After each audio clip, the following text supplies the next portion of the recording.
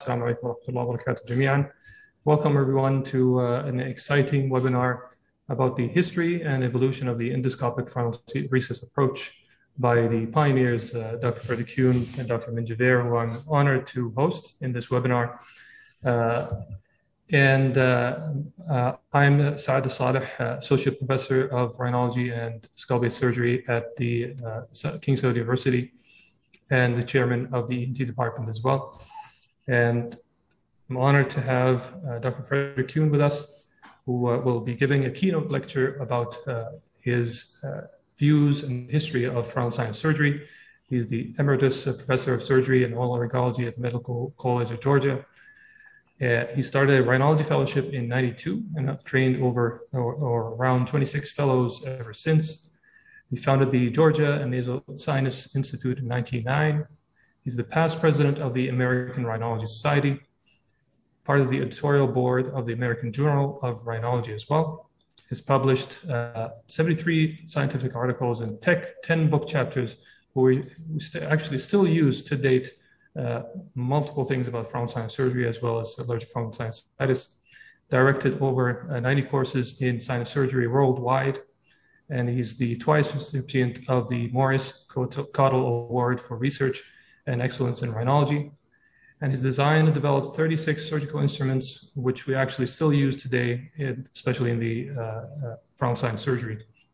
And I'm also honored to host my personal mentor and dear friend, Dr. Min Javer, who's the clinical professor at the University of British Columbia, director of St. Paul Sinus Center, research co-director at UBC ENT. He started the Sinus Fellowship training program at St. Paul Sinus Center in 2001, has trained 20 fellows, which I'm honored to be part of. Over 90 research publications and 10 book chapters. And amazingly, he's fluent in 5 languages as well. And I would like to thank you both for your contribution. We're truly standing on the shoulders of giants, and we can definitely see further at this point. I'd like to welcome to the podium Dr. Frederick Kuhn, and you can share your screen right now. The podium is yours.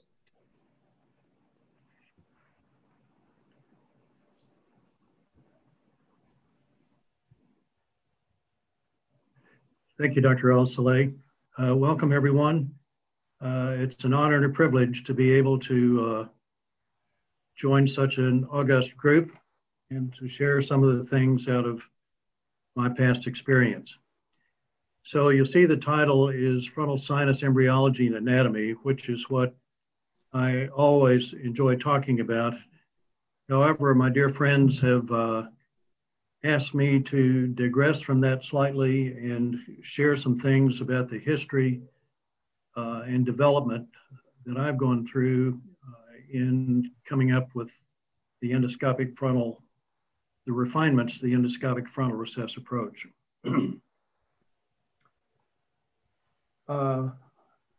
I need to figure out, Saad, how to move the image. Oh, I know, I can minimize it. There we go. Back when I was trained in the early 1970s, the only frontal sinus procedures that were available to us at the time were the tree fine and the frontal sinus obliteration. The Lynch procedure had been pretty much abandoned because of its destructive nature and the fact that it commonly scarred the frontal sinus drainage pathway. Intranasal ethmoidectomy was practiced by a few people, but deemed to be a fairly dangerous operation, and it was not taught, at least in our residency program, but I think in most. That is, not taught in most residency programs. So, unbeknownst to me at the time, and obviously to my professors, 20 years before, Professor Walter Messerklinger had begun studying the mucociliary clearance patterns in fresh cadavers using India ink powder in open dissected sinuses and high-speed photography that could be later slowed down to look like slow-motion photography. He also developed some endoscopic techniques which were eventually brought to the United States by Professor Heinz Stomberger in 1985. as David Kennedy had invited him to come over to teach a course. And David Kennedy adopted the term functional endoscopic sinus surgery, which he applied to it. But still, the frontal sinus was somewhat of a problem. So between 1985 and the year 2000, the cells that potentially obstructed the frontal sinus were eventually described in modern terms, and the endoscopic techniques of frontal sinusotomy were refined. In addition to this, in the late 90s and late 80s and early 90s, image-guided surgery came onto the fore, and Dr. Zenreich at Hopkins was the person who was exposing us to this, and it was done by a company called ISG in Canada. Eventually, visualization technologies in the United States followed, and that was reported on by Marvin Freed. And it became an important adjunct to our surgeries, and now I will be bold enough to suggest that it is the standard of care. It's taken years to get to that point, but I believe that to be the case now. So in my personal history, in 1985, I had not been to the Academy meeting for 2 or 3 years, and I decided it was time to go.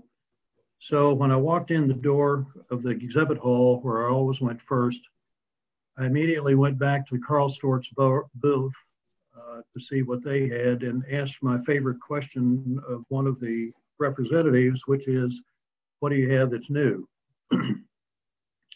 He took me around the corner and showed me a tall, slender European physician looking up the nose of a very attractive redhead with a telescope and projecting the image on the screen. And I thought, oh my heavens, this is new. So that's when I had the opportunity to sort of meet Heinz Stomberger and saw David Kennedy from a distance when he walked up. Realized at that point that there was an instruction course they were off to that was too late to sign up for. So I had the opportunity to stay there in the exhibit booth and study all of the videos that Heinz Stomberger had brought with him from Graz, Austria, 3 to 4 times over the period of the next 2 days. I ended up walking out of that Academy meeting with $15,000 worth of instruments and telescopes, went home, did my first case. I was comfortable from the videos getting back to the face of the sphenoid, but decided to stop there because I was unsure about it. Took a course the following December at Yale, and again was fortunate in that Dr. Kennedy and Stomberger and Zenreich gave superb lectures, and in the laboratory, Heinz Stomberger came over and sat down with me and showed me a few things, particularly how to safely get into the sphenoid. So the people that I've already mentioned that I met at that Yale course face-to-face were Dr. Kennedy, Dr. Stomberger, and Dr. Zenreich. And all credit to them that's due, probably the most important person for my development at that point was Ellen McDonald from Karl Storz. She was my contact person with the instrument company. And so over the course of the next year, the next few months, I came to the realization that the light post on the telescope was in the way of me doing my dissections. So I called her and asked her if they could make a telescope with a reverse light post so that I could get the light cord out of my way coming out the bottom of the telescope and move it to the top. She says, well, interesting that you should ask because we have that in our inventory, but nobody asked for it. So I ordered some, she sent them to me. In June of '86, I took my second course at Johns Hopkins. Did a decent enough job that they were desperate for people to help them in the laboratory in their courses, and they invited me to come down to the University of Florida that fall and help them teach a course there. I went back to Johns Hopkins in June of '87 and took my third course, which was at Johns Hopkins. and by this time had developed an interest in the Agar-Nazi cell. So I convinced David Kennedy that it would be a really good idea for him to come to Oklahoma City to put on a course, which we did in late '87. He was gracious enough to do that. And following that, I took my fourth course, this time in Dallas, where the Wiegand technique was taught. So accumulating all this information and having some leftover split cadaver heads following this course in '87, I asked one of my favorite radiologists if she would do some direct sagittal CT scanning of that specimen. Because if we go back to the first course I took at Yale, when Dr. Zenreich was teaching us the radiologic anatomy of the sinuses, to make it possible for us to go home and really evaluate the CT scans of our own patients. And I have to say that at that point in time in '85, CT scans were not widely available or widely used. And I need to go back a slide. Nope. Here we go. So when Dr. Zenreich, pardon me, fellows, there's something wrong with what's happening with the slides.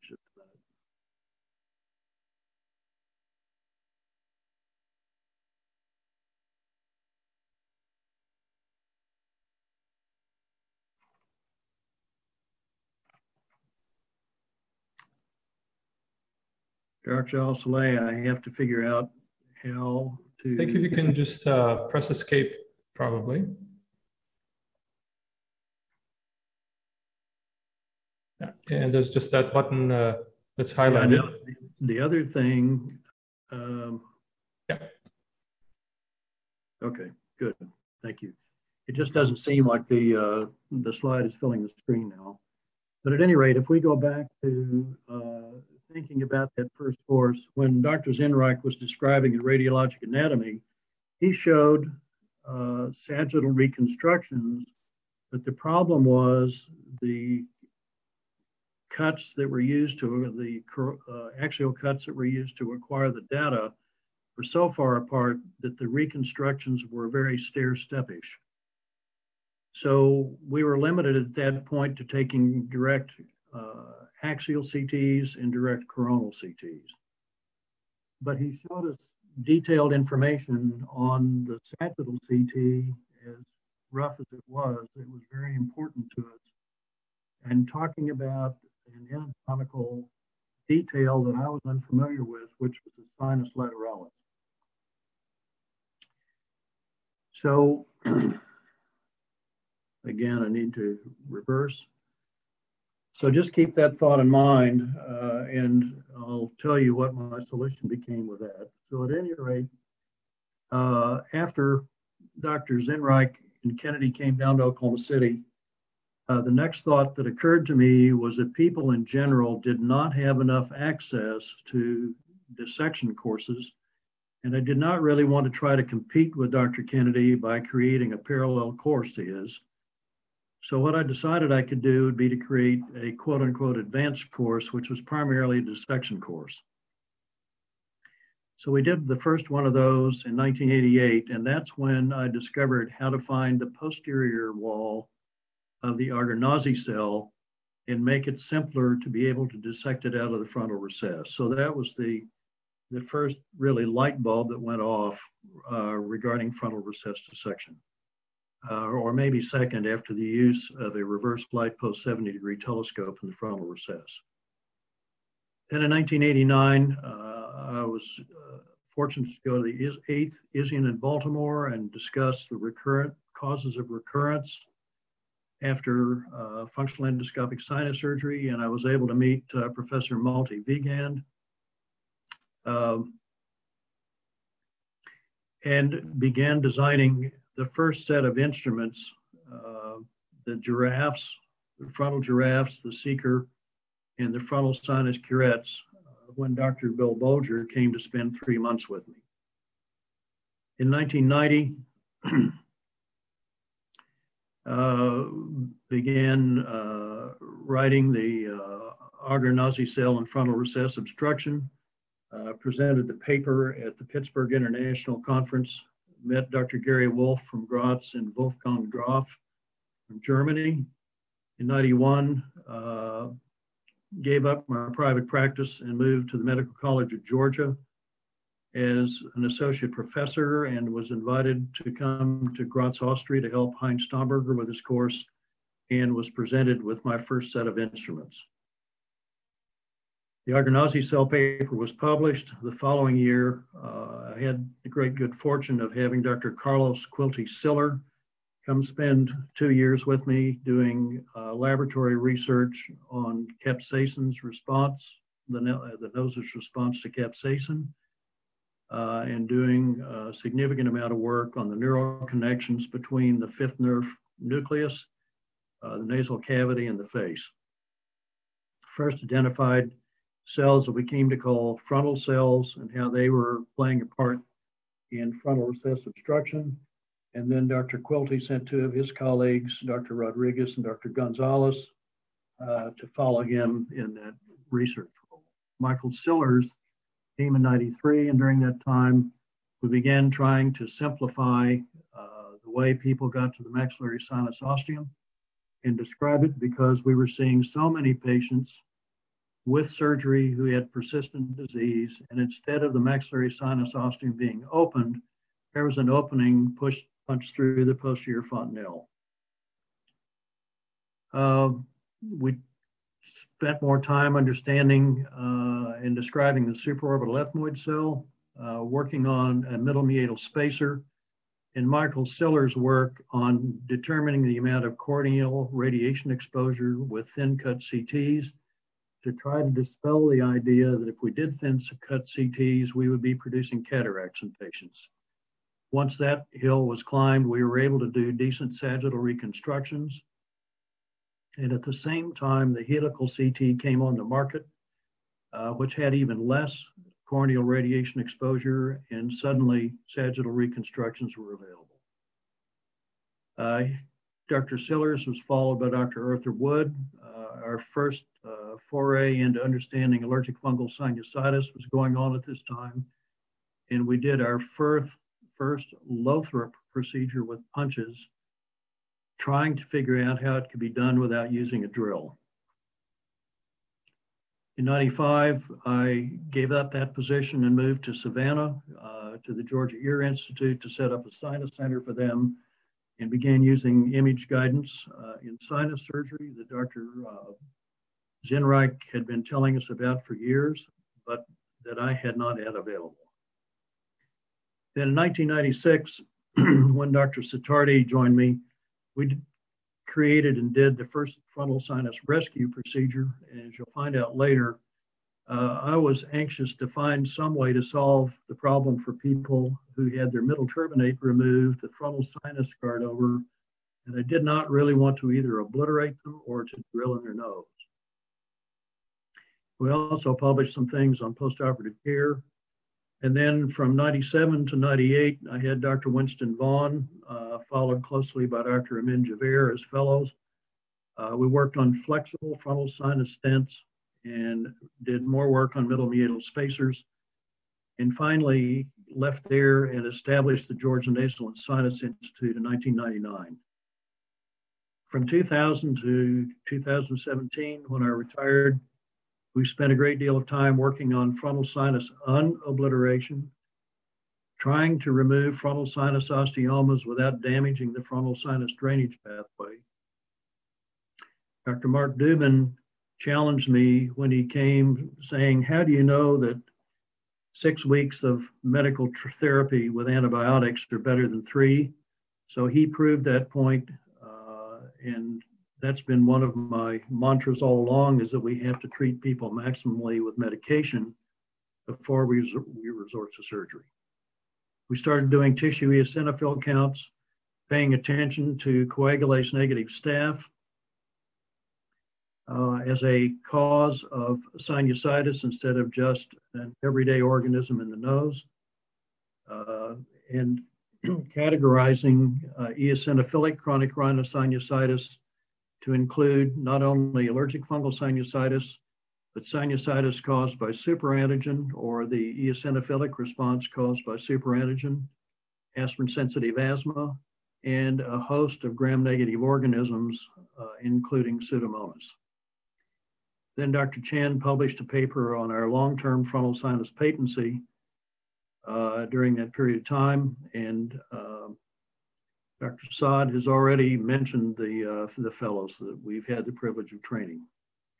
So now, given the history and a rapid trip through development, I'd really like to get down to the part that I like the most, and that's dealing with the anatomy. And we'll go back, all of you know the term frontal recess. What was interesting to me when Dr. Bolger was with me, that we went back and found that it was Killian in about 1898 that first coined that term. Its understanding was greatly enhanced by J. Parsons Schaefer, who was the Daniel Ball Professor of Anatomy at Thomas Jefferson University in Philadelphia, in his papers and book of 1916 and 1920, followed by Hans von Allier in his papers from 1934 through 1948 on the frontal sinus as it relates to endonasal surgery. So to try to make this concept of frontal recess, which many of us have attempted to define, but have realized that it is ill-defined, difficult to define, and there are not normally great anatomic landmarks to point to say, yes, that's the frontal recess.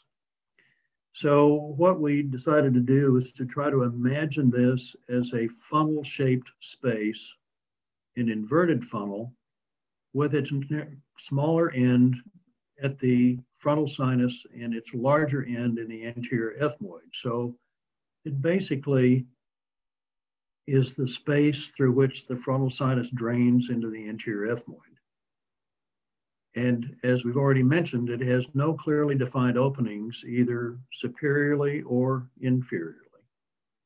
So as you will see sometime as we move on, we have attempted to refine it somewhat, but it won't show up yet in the slides.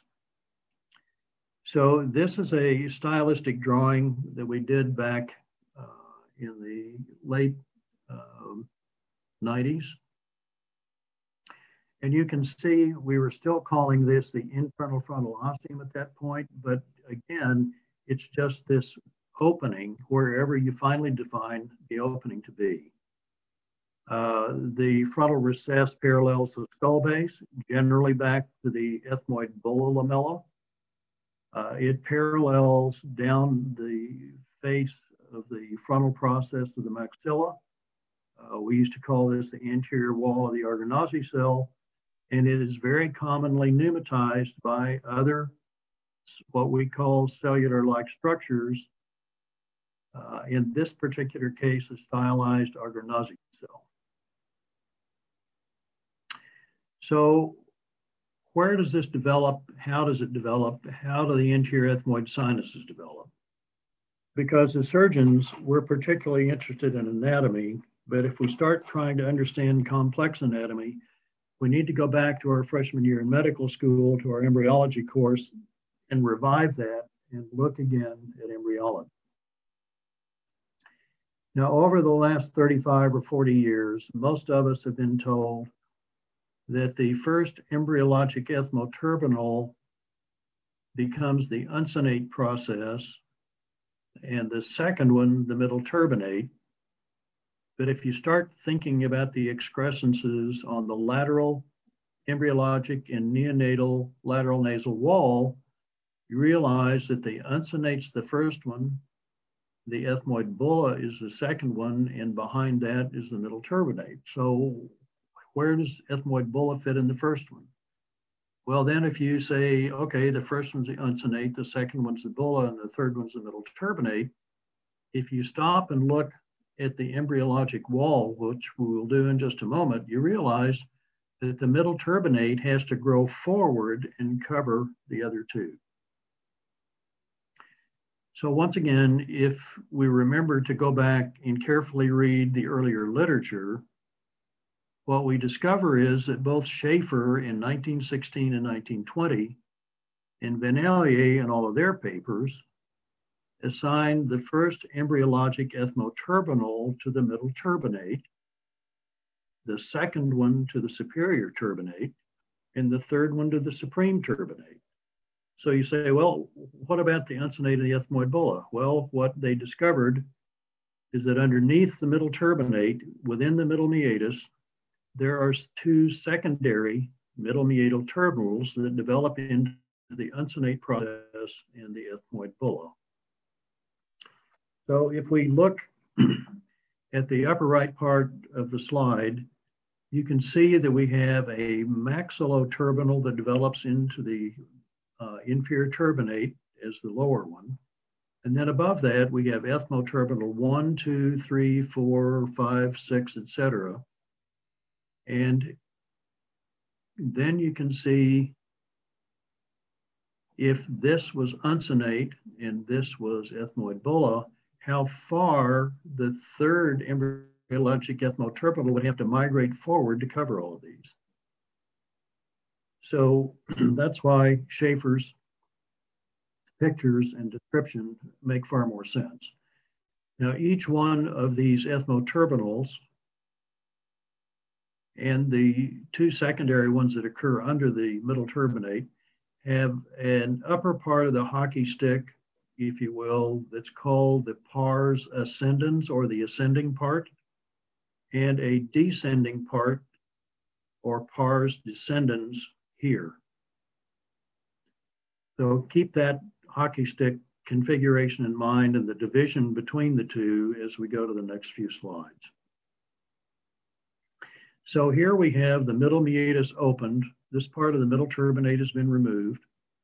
And you see the first middle meatal turbinal, which will become the uncinate process, and the second middle meatal turbinal, which will become the bulla lamella and ethmoid bulla once pneumatized.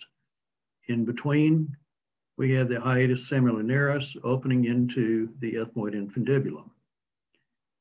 Now, if you'll notice, there seems to be a division somewhere between the upper pars ascendens and the lower pars descendens.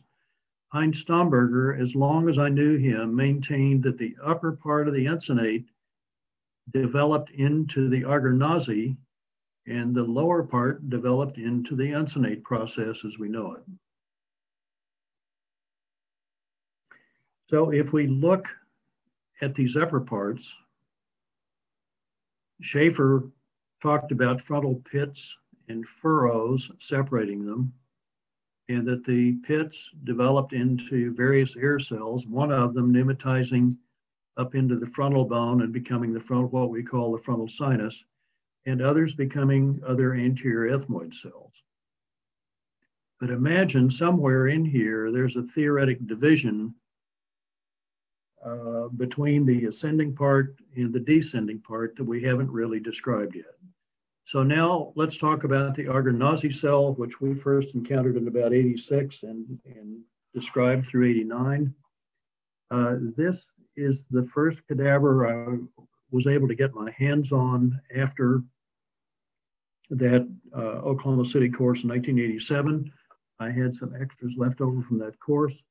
And this is, I had 3 of them, had them all 3 scanned, and this is the one that had an Argonazi cell in it.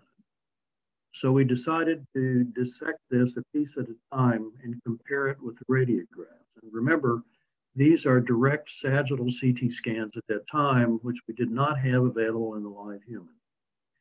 So here you can see, after we've lifted up the septum and resected this much of the middle turbinate, that we can see the uncinate behind the middle turbinate or lateral to it and attached to the posterior part of the Argonazi cell.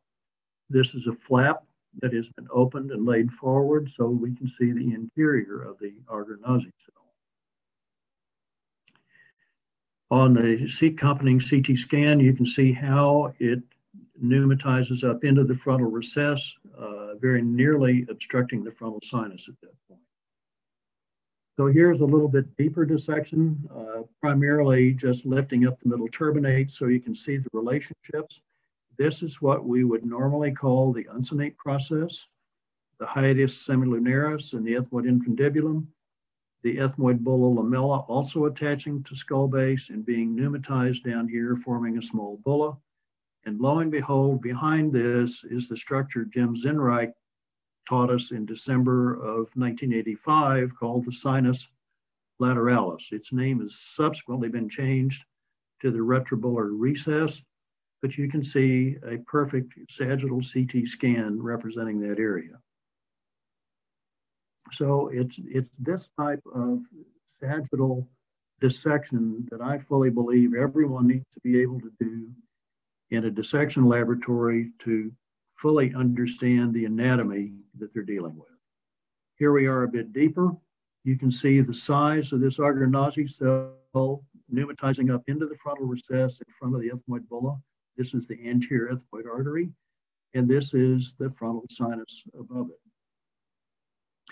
Now, I want to call your attention to one particular item in this picture that we're going to see in a few minutes, demonstrated in a different way. This hair cell, as we have called it, has an opening right here that empties into this part of the infundibulum. So this is where we would normally say the ethmoid infundibulum went. And it came back down this direction to empty. And behind the uncinate process here in the anterior fontanelle, we would find the maxillary sinus ostium. But notice in this particular anatomical picture how the drainage pathway out of this cell comes right into this part of the infundibulum and goes right across the maxillary sinus ostium on its way out back here. So we've talked a lot about cells. We have all been ingrained with the idea that the ethmoid sinus is made up of multiple cells. But I want to make a suggestion to you. I'm not asking you to change your nomenclature. I'm asking you to expand your imagination and think about the fact that what we have called cells are truly spaces enclosed by bone. And I have to tell you right up front that I owe this perspective entirely to Dr. S. James Zinreich, former professor of radiology at Johns Hopkins, chief of neuroradiology. Each one of these spaces has its own drainage pathway. So one of the things that we need to change in our conception that I believe will make it more helpful for us to understand how any given patient's pathology comes about and can be solved. So if we can speak about cells, but if we start thinking about cells as air spaces with a drainage pathway connected to another airspace, then we can begin imagining how we can improve the drainage out of those spaces. I'd also like for you to imagine that the uncinate process may have two parts.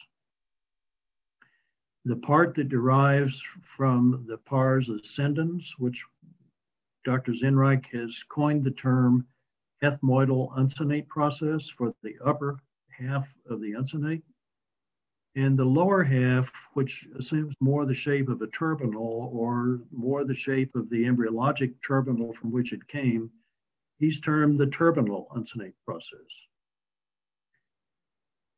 The third concept I'd like for you to consider is that the infundibulum that you have imagined in the past as a cleft, a simple sickle-shaped cleft, actually has three parts to it. The three parts are named the ethmoidal infundibulum, which is enclosed by the upper part of which we've considered the uncinate process. the turbinal infundibulum enclosed by the lower part of what we have called the uncinate process, and it's in contact with the maxillary sinus ostium.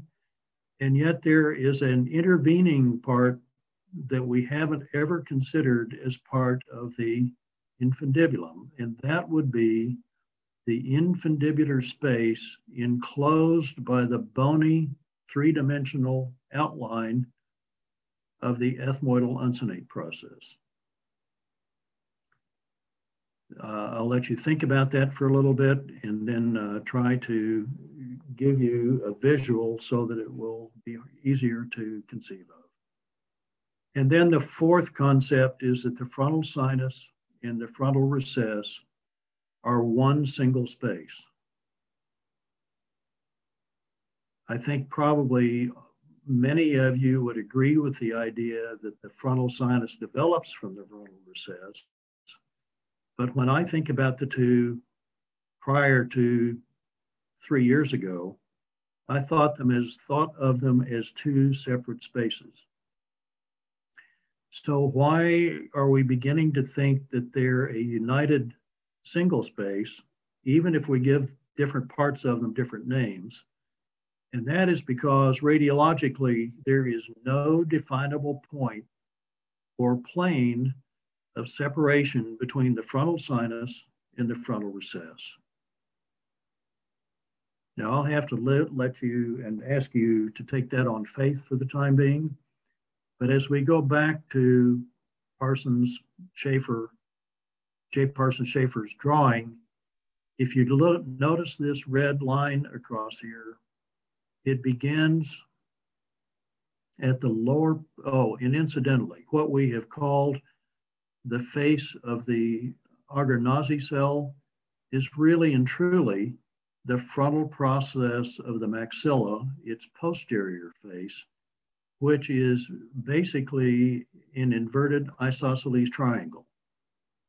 Again, I'm going to insert here that all of this new information I'm giving you is information that has been gleaned from the brain of S. James Zinreich over the last 5 years. It originated there, and I've been fortunate enough to be exposed to it. So if indeed the upper part of the uncinate process, as Heinz Stomberger has tried to explain to us for decades, forms into the Auger-Nazi cell, well, somehow this bone has to come this direction and attach to something because it's not attached to it now. So, and yet we still have this piece of uncinate that comes up the back of the Auger-Nazi cell and attaches to skull base. So this, if you can allow this for a while, I'll show you in a minute how it can be. The lower part of the uncinate is the turbinal uncinate process. The upper part, a new term for it, is the ethmoidal uncinate process, and it becomes a three-dimensional space-enveloping bone with an outlet right down here. So here we have what Dr. Zinreich has been working on for over 5 years. This is three-dimensional CT scanning using stereotactic imaging. All of you probably have had the opportunity to take plain x-rays that were taken a few degrees apart, hold them up to a view box and cross your eyes to try to look at them and merge them and make them look three-dimensional. That's the general concept of what's going on here. And so by doing that radiologically, he is able to create a three-dimensional picture of the anatomy. So here in this first image, there are 3 planes shown, and I've separated them with a dashed line to make it easier for you to conceive.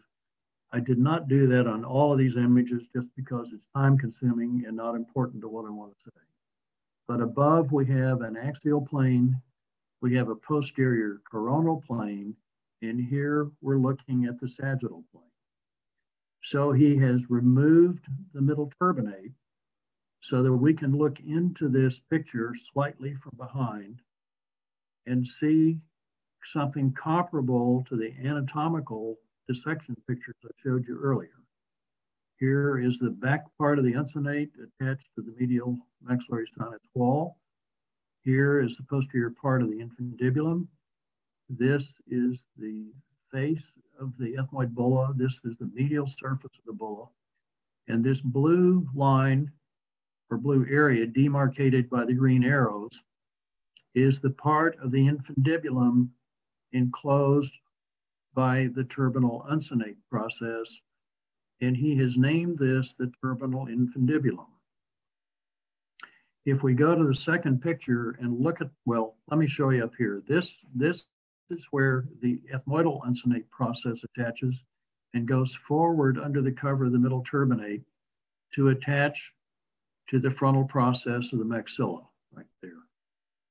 So if we turn this a little bit in the next photograph and we look at the yellow arrow, you're looking into the turbinal infundibulum here, and we can see where the ethmoidal uncinate process has its opening for the infundibular space of the ethmoidal uncinate process up in this direction to be in direct communication with the ethmoidal infundibulum and the turbinal infundibulum down here. Then in the next picture, Dr. Zinreich has removed the medial surface of the Agar-Nazi cell. Oh, there comes that term again. So what we have referred to in the past, and it's our common language, the Agar-Nazi cell, we now can see is the three-dimensional development of the ethmoidal portion of the uncinate process. And this is the posterior face of the maxilla or frontal process of maxilla. And then attached underneath is the turbinal uncinate process. And now you can begin to appreciate the three-dimensionality of how the frontal sinus drains into the frontal recess over the top of the infundibular space of the uncinate process, the ISEUP, the Agar-Nazi cell. And you can see how it empties directly into the infundibulum here. What you can't see well, if we go back this direction, is that it's emptying medially over the ethmoidal uncinate process between it and the middle turbinate right here. So it empties medially over the ethmoidal uncinate process, and it empties posteriorly into the ethmoid infundibulum in this specific pneumatization pattern. I want to caution you about that because we already have one paper in the literature that shows many variations beyond this. And there's another one coming that's even, I hesitate to use the word bizarre, but in our old imagination, it's amazing what he's been able to find. There are three additional categories that he has found. So we'll just quickly drop down to the lower part and I'll let you use your imagination here, but you can see we've got further into this specimen, elucidating the anatomy. This is another structure he's identified that we didn't even know existed called the Common Lamella. This structure is deep to these structures, to the bulla lamella or face of the bulla and the uncinate process, particularly the ethmoidal part of the uncinate process. Those are these two lamellae here and here. As you go farther laterally, fuse into one, which ultimately attaches to the lamina papyraceum. So I think everybody's brain probably needs a moment to rest. So don't try to absorb too much right now because I know it's taken me the best part of 3 years to get to where I am in my understanding of this. So I want to back up now and talk about something you are familiar with and give your brain a rest. We'll talk about frontal cells rather. I'm not going to try to talk about spaces right now. I want to get back to familiar language And please remember, we're not trying to get you necessarily to change your language, but your concept of what that language represents. So when we first began noticing these unusual cells that were pneumatizing into the frontal recess and frontal sinus above an Argonauzi cell, starting somewhere in 1991 or 92 at the Medical College of Georgia, it became apparent that there was more than one presentation of this. So we took the several presentations we had, and it was easy to call a single cell above an Argonauzi cell a type 1. A tier of 2 or more cells, it was easy to call a type 2 because there were at least 2 cells above the Argonauzi cell. And then we came across this other unusual one, a single large cell attaching to the anterior frontal sinus table. So we decided to call that a type 3. And this relatively rare thing that was a single cell that was seemingly isolated with no obvious connection to the frontal recess and did not appear to attach to either the anterior or posterior frontal sinus table. We lumped whatever those were that we came up with into type 4. So here is a coronal radiologic picture of what these cells look like. Now, please remember that in 1991, 92, 93, and 94, we did not have sagittal reconstructions available to us. Let me rephrase that. We did not have usable sagittal reconstructions available. So we only were going on the basis of coronal scans and axial scans. So here you see a large Argonauzi cell on your left with a smaller cell above it pneumatizing up into the frontal recess and maybe even into the frontal sinus. So that's a single cell or a type 1. In the image on your right, you see a very small Argonauzi cell here, and above it, a little bit larger cell, and above that, a much larger cell pushing against the interfrontal sinus septum and seemingly attaching to the roof of the orbit with an opaque frontal sinus above it. So that's 2 cells that qualifies as a type 2. A type 3 is a little iffy on coronal view, but it's a large cell up in the sinus and somewhere lost in all of the edema and polyp formation down here. There should be an Argonauzi cell. And here's a type 4 that seems to be an air bubble in the frontal sinus. This one looks like it might attach to the anterior table, but we don't have any way to really discern that looking from medial to lateral. Here's a different type 3 frontal cell to show you the well-formed Argonauzi cell, the type 3 cell, and to look at the direct sagittal CT because this was an anatomic specimen, not a patient. And we can see that it's attaching to the anterior table of the skull. The really strange thing is that it seems to come down here and it looks like the basal lamella of the middle turbinate. But we know that can't be because the middle turbinate basal lamella is supposed to attach to the skull base somewhere around the anterior ethmoid artery. So Dr. Zinreich is listening, and I will prevail upon him to look at this lamella and come up with his guess on a single sagittal CT scan of what that might represent. Thank you. So as we look, go further, yes, somebody said something. Do you want me to comment on this or Saad, not? what do you think? I think go ahead, Dr. Zinreich. Perhaps later. Okay. Saad, what do you think? No problems. Dr. Zinreich, you can comment. Okay. Go ahead. Can you go back to the previous slide? That's it. Okay. Where you have the 3. Now, let me do this. Okay. You can't see my pointer, can you? I cannot, unfortunately. Okay. What's Show me where to point. Okay, right there where you are. Don't move. Okay. That is the bulla lamella. Oh, whoops, just a minute. Yes. Has this patient had surgery in the past? No. Okay. Because what I'm suspecting is that here we have an ethmoidal cell going into the frontal sinus. And higher up, if you take your that right, come down a little bit, come down a little bit, come down a little more.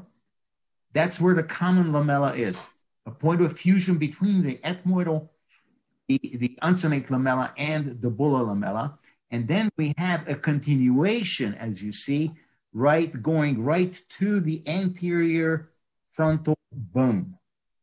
And we see that in a frontal ethmoidal cell or space. This is what I prefer better. Right. The issue is that the planes, the CT scan is not as good in this particular instance to show you the communication. I suspect that there is a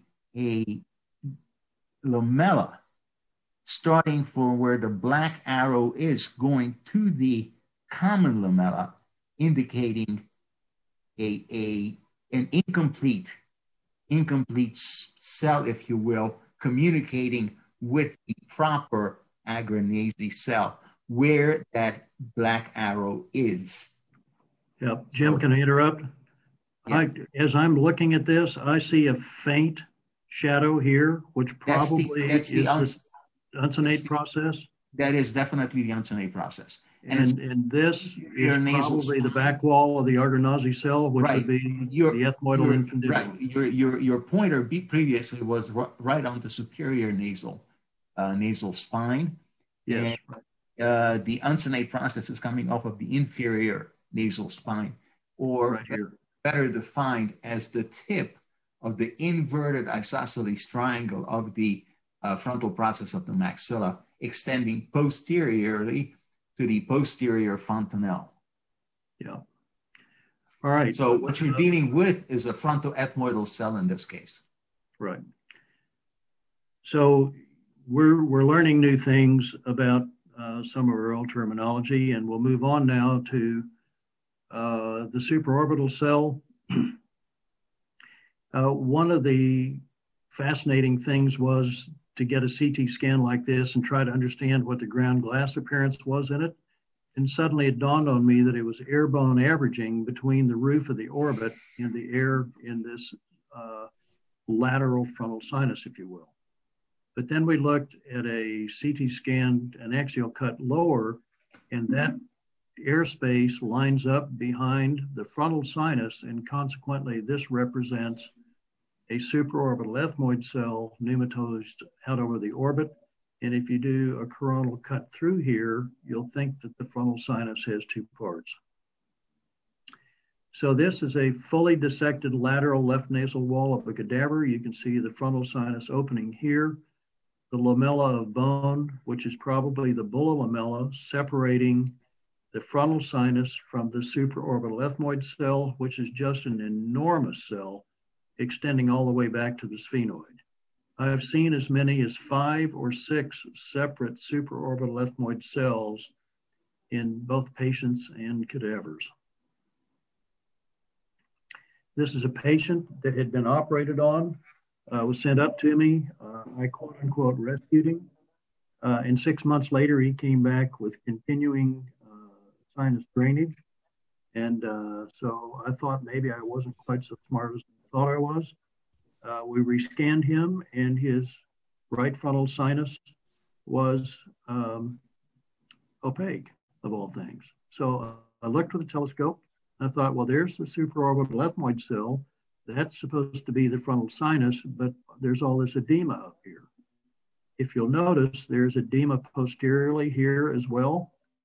So we took him back to the operating room and found a cap of a cell anchored laterally, which was obstructing the frontal sinus, slipped curettes around it and fractured back the eggshell of that cap, took it out, and that's all we did. And 24 hours later, this is what he looked like. wide open frontal opening, no edema in this anterior supraorbital ethmoid cell, no edema posteriorly.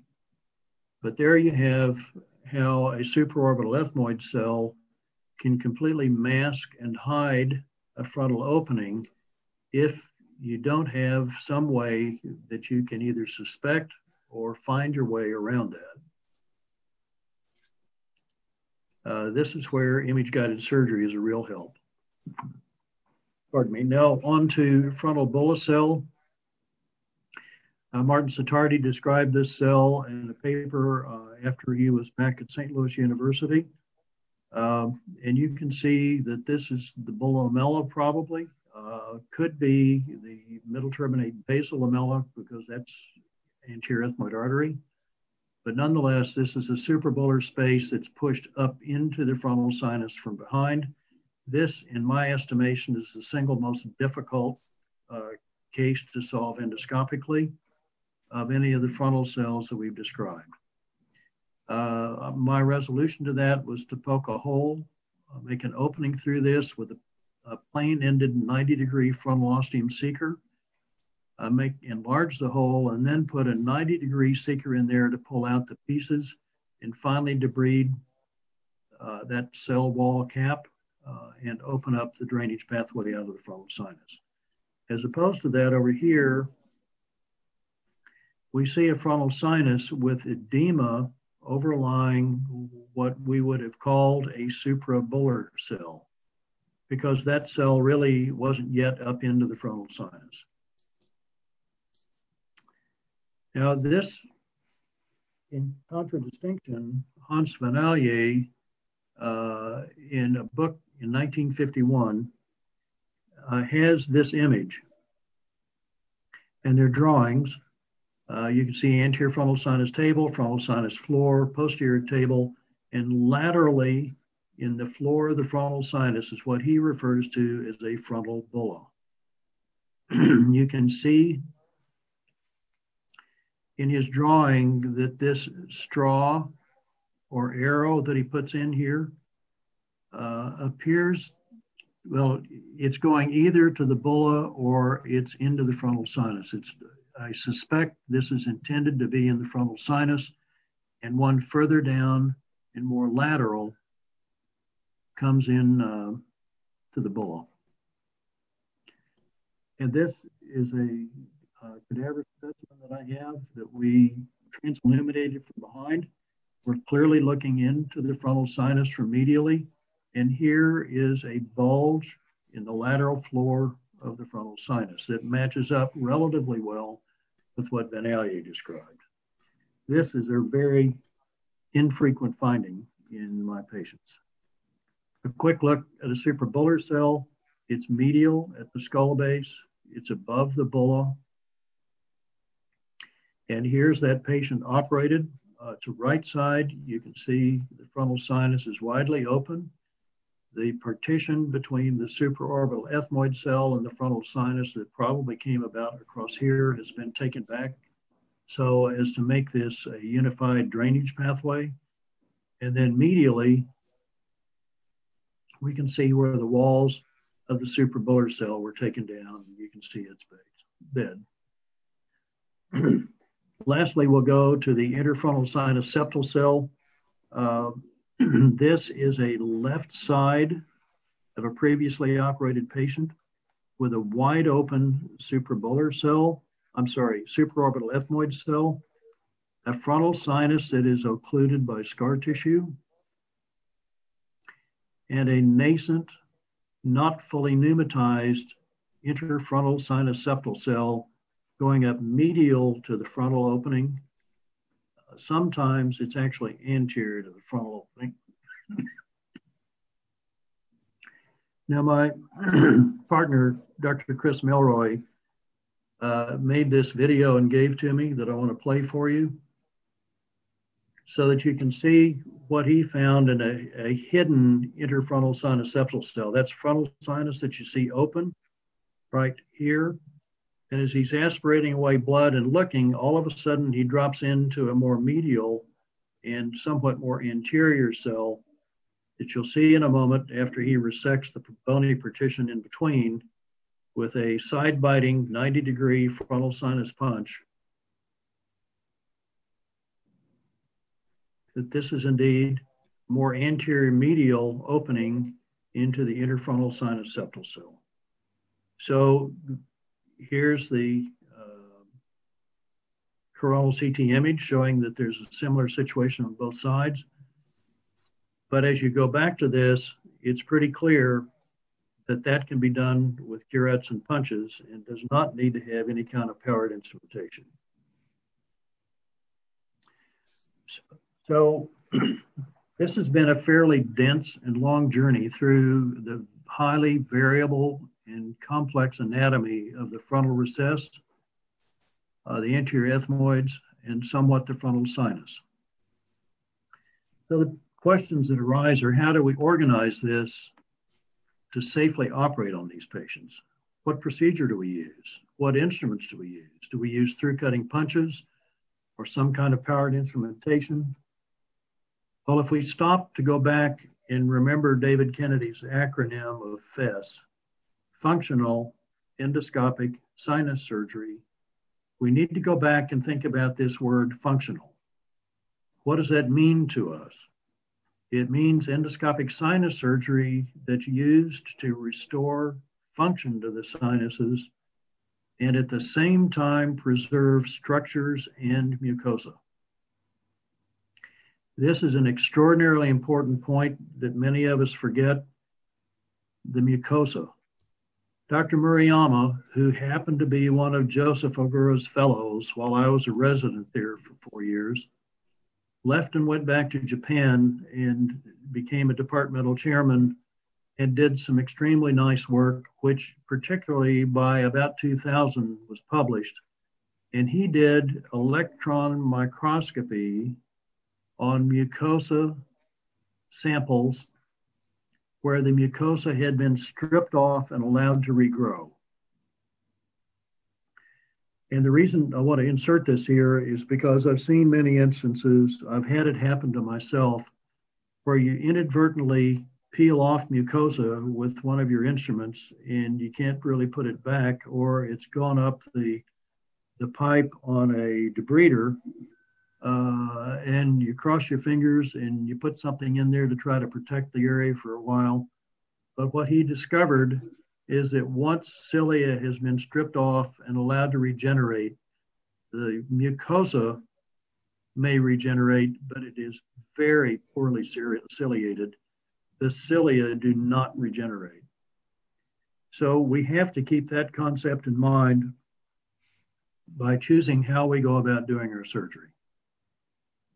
So how do we find our way into this frontal sinus? Well, you must learn the anatomy and understand the embryology.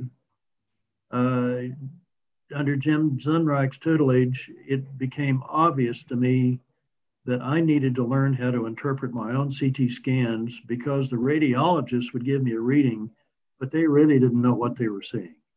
And they definitely did not know how to relate what they were seeing to the surgery I wanted to do. So become your own best radiologist for your patients. By all means, image guidance now in surgery has become a must if you've got any kind of a difficult case. If you're trying to work in the frontal sinus and the frontal recess endoscopically from below, once there's blood in there, once there's a lot of edema or there are polyps, you can't see the anatomy.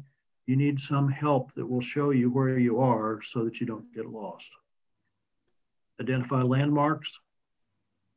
Follow Walter Messerklinger's admonition and go low from anterior to posterior until you reach the sphenoid face. Then go up to the skull base and come from posterior to anterior. If you don't have reverse light post telescopes, get rid of the ones that you're operating with and immediately get a reverse 30 and 70 degree telescope. It will make all the difference in the world, your ability to work around that light cord. So the next thing is to come up with an integrated approach utilizing all of the useful surgical procedures we have available to us, but to organize them into a fashion so that you can apply them as needed by the patient, working from the least invasive to the most invasive. So in September of 2005, 16 years ago, 15 and a half years ago, the balloons were introduced by Recurrent, and the concept of balloon-assisted sinusotomy hit the airwaves. All of you must be familiar with it by now. So that's the least invasive thing that we can do. It's not useful for every individual, but in many it is. For those that it's not, then the next step would be endoscopic, intranasal endoscopic frontal sinusotomy. The next step up the ladder would be a frontal sinus rescue procedure. And again, this is for people who have had their middle turbinate removed and their frontal sinus is scarred over. An above and below approach, combining a frontal sinus tree fine and an endoscopic intranasal approach. The next step up would be an intranasal modified Lothar procedures. And I would urge you, if you're doing this procedure now, please make the attempt to change and try to do it with the through-cutting punches that are available as much as you can possibly do it.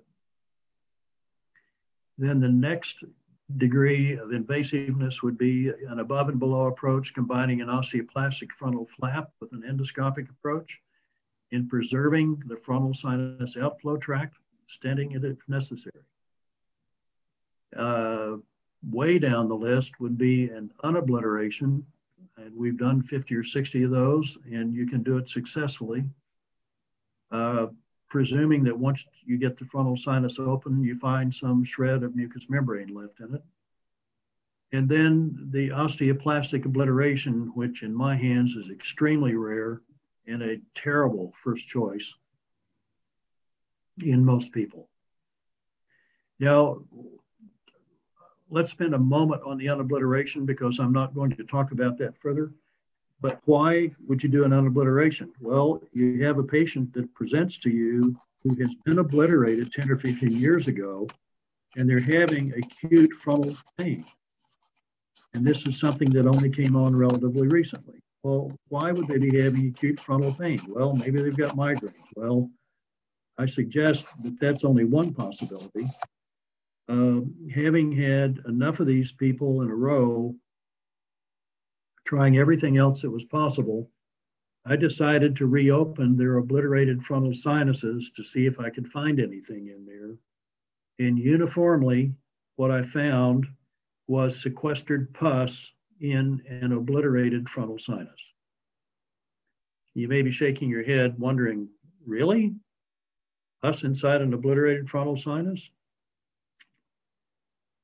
Well, I'll talk after a bit about instances in which this is very likely to happen. But I'll just tell you that I had one patient whose frontal sinus had a rectangle of bone taken out of the center of it, a big dollop of fat plucked in there, and the bone flap put back. And 15 years later, when I operated on the patient, I went back to look. Sure enough, there was scar tissue where the fat had been put.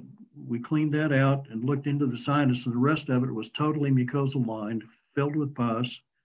We irrigated it out, did an endoscopic frontal sinusotomy on each side, put in a stent coming down each frontal ostium, put the flap back, patient healed, took the stent out several months later, and the patient was fine with a mucosalized, refunctioning, pneumatized frontal sinus. That's the extreme. There are not many like that, but there are many who have somehow regrown some mucosa from a bit here and there that were missed in the process of trying to scrape out all of the mucosa. And so they became mucosalized spaces filled with mucus, develop a URI, somehow have bacteria disseminated through the bloodstream to it, and end up with a pus pocket and an obliterated sinus. So let's go on to balloon sinuplasty. This is in the early days when we were having to use radiology to help us see where the wire went and where the balloon went. This is the balloon in place across the frontal opening. Here you see it on the right-hand side with contrast material inflated so that we can see it, and you can see how much it has opened that particular drainage pathway. So this is one specific patient that had an opaque frontal sinus, had this massive cell pneumatized up into the frontal sinus, passed the wire and the balloon up and dilated and let down the balloon 5 or 6 times all the way across here. And here he is 6 months later with a fully pneumatized frontal sinus, and you can see how much room we gained. There's another picture that I have further back showing the drainage pathway. You couldn't see the drainage pathway at all pre-op, and post-op there was definitely an air-containing space back there. This is another individual that showing the cannula placement, showing the frontal recess after the balloon was inflated and removed. You can see that we're looking at the roof of the frontal sinus. 2 weeks later, this tissue had pushed back into a more normal position, revealing that it was the medial wall of an Argonauzi cell that had been crushed over by the balloon. So the Argonauzi cell is back open and functioning. Mucociliary clearance is coming out of it and also out of the frontal recess. Patient's doing well. Here we are at 3 months and 6 months. So you can see the stability of where the bone ends up and the patency of all the surrounding cells. So this technique is useful. Again, it doesn't solve every problem. Dr. Al-Saleh and Dr. Javert asked that I show the instruments that we've developed. These instruments were developed starting in about 1989, and the first set was given to me in Graz in 1991. There are 2 two curettes. One is about a 45 to 50 degree curette, the other is a 90 degree curette. And you can see in the drawing that it's intended to go up against the skull base over the top of cells pneumatizing the frontal recess so that they can be fractured down and removed with these giraffe forceps. So it's just a picture of a side-biting 90-degree giraffe forceps taking out a fragment of bone. And so that's the way to delicately and gently work in the frontal recess and treat it like you were an otologist working in the middle ear. The reason for that is to preserve all of this functioning mucosa without damaging it, so that as soon as the patient's healed, the mucociliary clearance is back working again. This is the original seeker that was designed. It has a 45 to 50 degree end on it, and you see an internally bent ball tip on that end where this one's straight. And again, its purpose is to be able to pull and move around fragments of bone. So something on the order of 10 years later, I decided to ask Carl Storch to design a new set. And this is a set of frontal ostium seekers that are designed to, the 90 degree end and the 50 degree end. Each will have this ball tip bent at a different angle. So there will be one to the right, one to the left, one anterior and one posterior, so that you can fit all sorts of angles and sinuses. And then we designed a set of through cutting punches, 45 and 90 degree, opening front to back and side to side. And then there have been several iterations of that. This is the most current iteration here. And the jaws break less frequently on these than they did on the 2 previous iterations. But these are indispensable in taking out small lamellae of bone high up in the frontal recess and even in the frontal sinus itself. So we moved from balloon sinuplasty now to the endoscopic approach. This is an example of an Argonazi cell, an opaque frontal sinus. We look a little further back, we can see that we have an Argonazi cell with opacity above it. And if we look at a little bit further posteriorly, you can see how far back the edema goes. And then if we look at the sagittal, we can see what the underlying problem is. We have one cell pneumatized from anterior that we would call the Argonazi cell, or perhaps the infundibular space of the ethmoidal uncinate process, lying against something like a suprabular cell. And this common pairing of the two walls is where the obstruction is. So that's what needs to be taken out, or dilated with a balloon if you can do it. This is a large type 3 cell pneumatizing way up into the frontal sinus. Scan a little further back. Helps to look at the sagittal CT, and you can see what you need to take out looking at the sagittal. So it gives me a reminder to suggest that if you're not utilizing your sagittal CT scans yet, that's the next best thing I can suggest to you that you put into your practice, is to really look at the sagittal CT scans to understand the anatomy. So this is that same patient, and it will explain to you why a 30-degree telescope doesn't tell you the whole story. So it doesn't look bad. The middle meatus is open, and you might let it go at that. But if you look with a 70-degree telescope,